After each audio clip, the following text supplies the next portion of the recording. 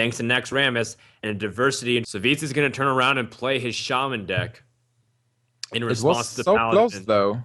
It felt like Amaz really did run out of cards, but it was so close, and he had. All right, the game has started. Savjz is going to start on the coin, which might make you feel uncomfortable, Nimsh, but generally speaking, I feel like starting with the extra mana as Paladin is also really important, because that way you're able to play your threats out really nicely. I just like being a little bit ahead of the curve as a Paladin player. So here you'd like to have a coin as a paladin, right? Again, shot. Oh, I like being able to have a mana ahead, because then, Oh, okay. yeah. Because Really? if it's a control matchup, you have that extra mana every single time. This is like they play Thorough Spirit on turn 3, and you play True Silver on your turn 4 because you have initiative. Like you have this one extra mana crystal each turn. Wait, so are you saying you have a coin each turn instead of just having a coin for one turn? Definitely, it's like you play Wild Growth turn 1, you're able to play a little bit faster than your opponent. Amaz, by the way, will see that Savjz has a great start. This is what you want as Shaman. Coin on Unbound into the Feral Wolves, and then get a 3-5. But, you know, the True Silver is a good start as well. You're able to kind of respond to whatever your opponent does.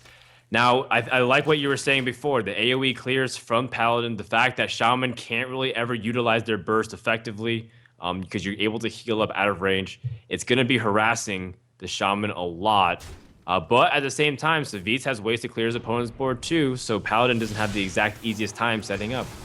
It's pretty important how Savjz actually played this turn. Instead of just attacking with a 3-4 into Harvest Golem and then finishing it off with a Feral Spirit and toteming up, that will actually open Savjz for a full Consecration swipe. But here, this True Silver is pretty useless against those wolves. It's like a card for card, because Feral Spirit is just double wolves, but it was one card, and True Silver also. So it was a good trade for Savjz, I believe. I guess the one other way to look at it is that you at least earn back 1 mana, because Feral Spirits costed 5 versus the True Silver costed 4. So even though you did lose the value of going 2 for 1 with cards, at least you're up in mana. Agreed. Also here, do you play Flame Tongue Totem? Or you just clear? You don't have to. There's not that many strong minions yet, and well, he did lose the ability to drop his Azure Drake the following turn. Oh, sorry, never mind. He is on 4. He was on 5 mana this turn. I misread that completely. So I think Flame Tongue Totem, you don't have to. You're just usually there to kind of surprise your opponent. If you drop the Flame Tongue Totem, then he's more inclined to just use removal immediately. I like how this Unveiled Elemental is actually growing. Even though the attack of Unveiled Elemental was reduced, it still has potential to grow. And Sunwalker, well, it's an important card. It can trade really well with that 4-4. Yeah, So these guys now, are playing pretty quickly, but I think Amaz is doing a good job stabilizing the board. His big minions will be able to continue to trade with whatever comes out, and you want to get ahead, because then you start hero powering and then using your hero powers to effectively take out the totems, and Shaman just never has a board. so let's put things into perspective. From Amaz's side, the game plan is pretty easy. You just want to trade every minion. You just want to kill everything. You want to set up a big board with those cards like Sunwalkers, Guardians, Guardian of Kings, and Loatheb at a key turn. It looks pretty good, because then you just swipe the board with all the stuff you have, and you win. Being Savjz, how do you win this game? You're fighting the board game, but you have worse minions, kind of. You don't have that many board wipes. Well, he had Lightning Storm, and he has a second one, so that might be good. But looking at those hands, Amaz's hand looks great, and Savjz's hand looks kind of weird. Well, you win by gaining value and tempo, and then you burst your opponent with things like Doomhammer and Alakir. But Savjz doesn't have a clear game plan, and one thing that he's been struggling with is finding a way to consistently replenish his hand. And if he doesn't draw into things like Hex, he might have to just use minions to remove and give up his board a lot. Like, the Sylvanas does introduce kind of a conundrum, because he doesn't want to give up his Nerubian Egg. He needs to kind of find Hex right now, but he doesn't have it. Fire Elemental would be just perfect if not for the Sylvanas. Actually, can he play the Fire Elemental even to just deal some damage and then be able to trade? So the ways, if you don't have a Hex, another way to deal with Sylvanas is just spawn the board with small minions. But again, you're facing Paladin with a lot of clears, with Pyromancer Equality. You've seen one Consecration already, but it's hard to say if he's able to clear the board. And also, just by playing all those cards, you're giving a clear signal, hey, I don't have a Hex. I have a problem. That's right. And that gives your opponent the ability to leverage that if they have something like Faceless or whatnot to continue to compound. In fact, does this feel like you can drop Lotheb in response because then your opponent can't play Hex even if he draws it? Or if it does, it takes up his entire turn. I like it. I think Lotheb does come down here, maybe, if you want to build your board a little bit. Maybe even doubles engine.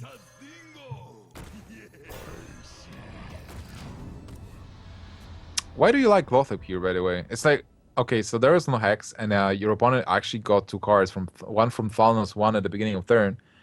But still, this Lotheb helps with this turn, but on the other hand, it doesn't change the board situation that much. It's like it doesn't push the game for you. Like, you're not going to win next turn. It's just denying your opponent the spells for 1 turn. But what would you expect? The Hex? Really? Like, Hex didn't come last turn.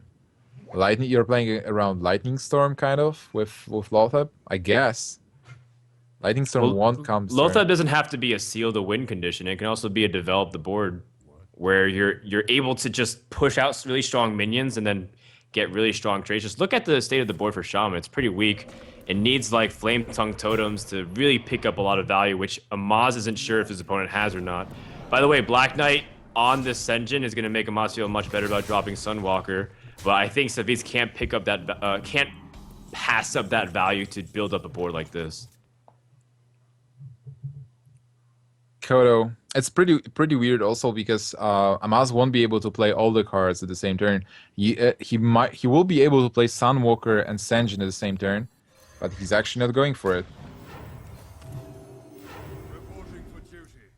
Okay, he's still getting mileage out of this Sylvanas. As long as the opponent doesn't draw into Hex or Urshock, I think it's still good.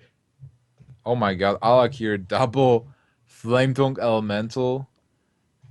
But this Alakir feels so weird right now. You would love to drop it and just win the board.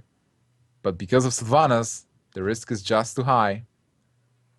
And now also your Nerubian Egg, it's kind of troublesome.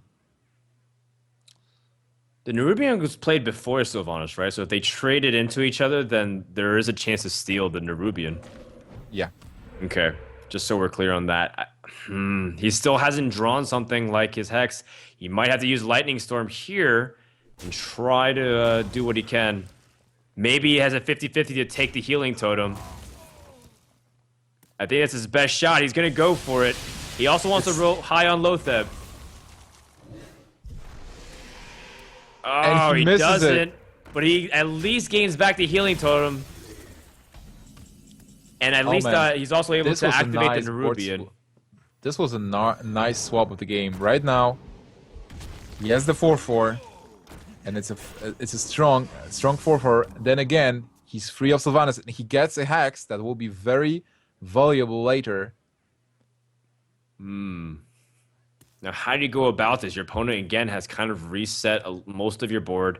The Senjin is challenging the Nerubian enough that you can't push through easily. But Flame Tongue Totem feels so vulnerable if you just drop it. Well, you can just ignore the Flame Tongue, I guess. You can Fire Elemental the Senjin, kill the Senjin with 4/4, and then just totem up. The Taunt Totem is really very nice. good. That's excellent. Amaz does have Lay on Hand, so he can keep the throttle or the gas going and be able to win the late game battle. And if he baits out things like Hex, Ysera is going to ruin the Shaman's day. But some of the best cards from Savjz are yet to pop out with the Fire Elemental and Alakir waiting to pop onto the board and destroy everything that Amaz plays.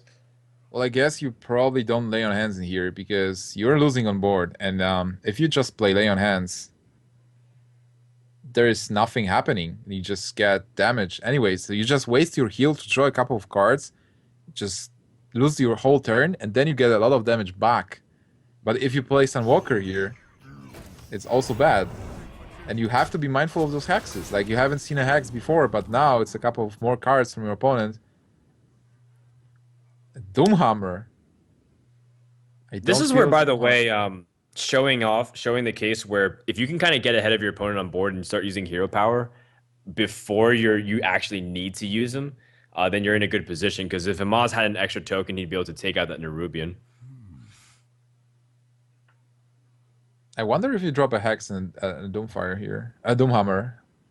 It's like 8 mana, then you're overloaded for 3 more.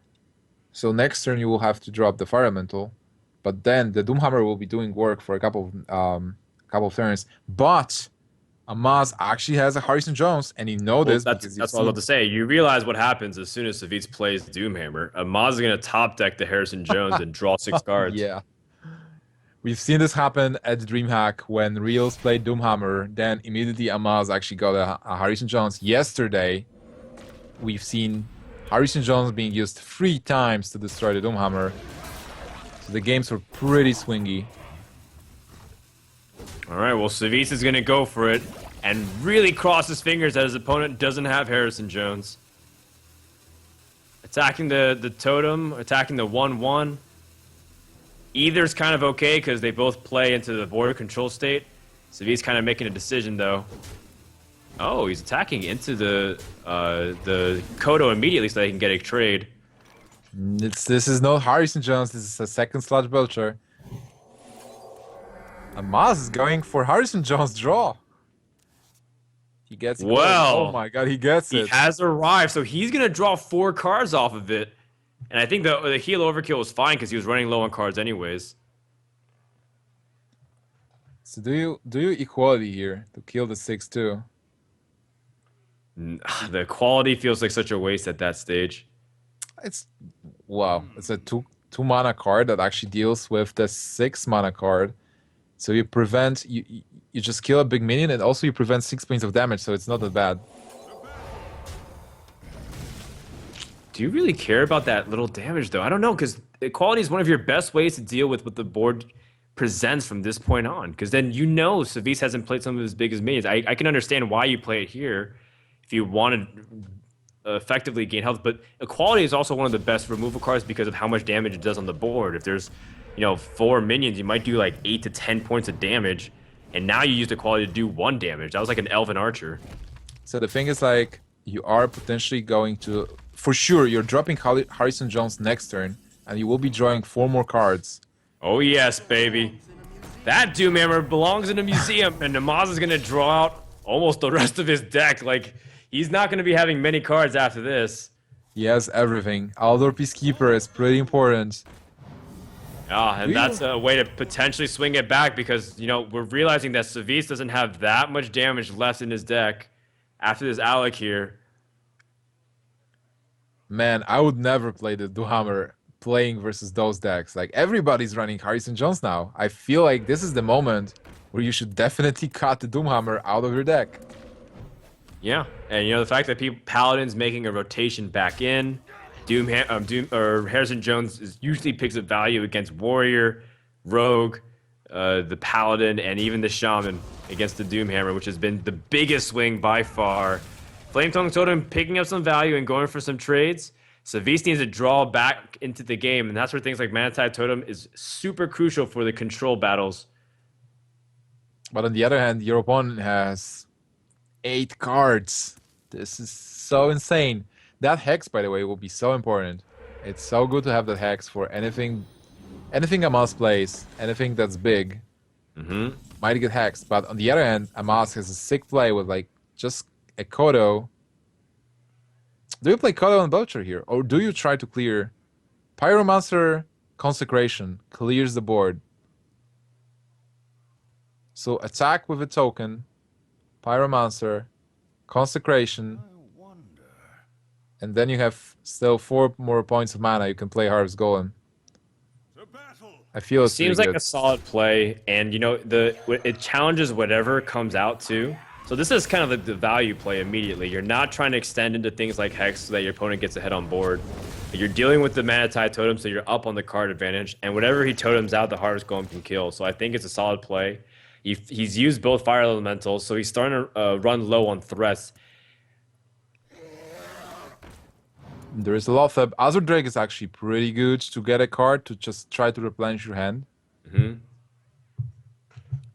Now this will be a fight for like a battle of attrition, a war of attrition between those cards. Removal cards, minion cards. Who comes on top? Who will have the last say? Who will have this last minion to play with your opponent not having any removal cards to actually deal with it? And it looks like Amaz has an edge in here. He does. Eventually, Savjz will run out of threats. He probably has to Hex here, unless he draws something better. I think you have to Hex. Like, what else can you do? There is no way to pop the shield. And you know that the Tyrion is probably coming soon. What also stinks, if you Hex and you play Unbound because you don't have anything else, then that's going to get Kodoed. And Amaz is going to be having to play value soon, too. I mean, he's got to piece together a win because he's running low on cards, but he still has Ysera and Tyrion. The best is yet to come for him. Do you Unbound plus Defender of Argus to kind of like not get Kodo and also force your opponent to attack the Unbound with the Harvest Golem and True Silver? But then again, a Kodo still drops and kills the 2/3 Defender of Argus. I mean, we know that's the correct play because that's what he has to do from this point on. But at the same time, it's not as obvious as it is. I mean, he's going to even leave his Unbound because he can't have the mana to play everything. And play Defender of Argus maybe to challenge.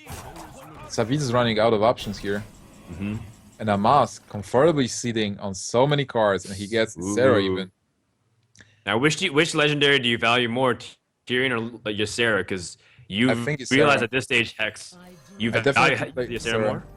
I definitely play Ysera here because the board, there's nothing on board.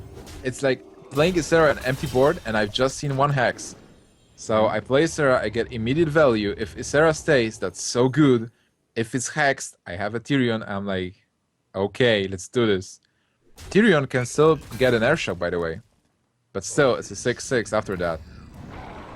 Yeah, I was just asking, like, which one do you like personally to throw out first, but also to save in this situation where your opponent does have the removal. Amaz top deck's a quality. He's still in a decent position to end this game and jump out to a 3-1 lead. The Kodo either target is preferable, although Kodo I think Vulture, so nice. This board is so powerful. His opponent has used both Lightning Storms. Ysera's starting to rack in the cards, so even though he's hitting fatigue, he's still gonna have plenty of ways. In fact, he might be looking at a way to win next turn. Let's see. Oh my god, there is a double Rockbiter and Alakir, but this 1/2 token is just staring at the Alakir and saying, hey, you are not going through me. Amaz is out of cards! Yes, the one way that maybe he can climb back is if Savjz runs out of, or if Amaz runs out of taunts, and Savjz has a way to burst through and let Fatigue plus Alakir combo for 18 damage end the game. I think that's his game plan from this point on, but can he survive and hold on that long? Because Ysera is building up the card count so that way he can end the game. Nightmare sits in his hand, and now Tyrion threatened to come out. Well, I would definitely play Tyrion. Like, what's your opponent going to have? There are no ways. He is playing so safe. Amaz does not want to throw this game at all, although I don't know what kind of combinations his opponent could have that might throw the game anyways. And that's it. Next turn, Amaz is lethal with the Nightmare. So even though Savjz has a dream hand, kind of. Shock. Yeah, he has a way to kind of get the Alakir going and do crazy damage, but he's got nothing else. So I guess, well, you don't even play Alakir in here. It's just. Now, how does Amaz end the game? He has to end the game with Flash and Pizzazz. Oh no, he's just going for it. A clean kill. That is a 1 out of 10 BM if I've ever seen one. The potential you could have done. Amaz is not the kind of person that actually BMs his opponents. Also, Definitely not BM his team.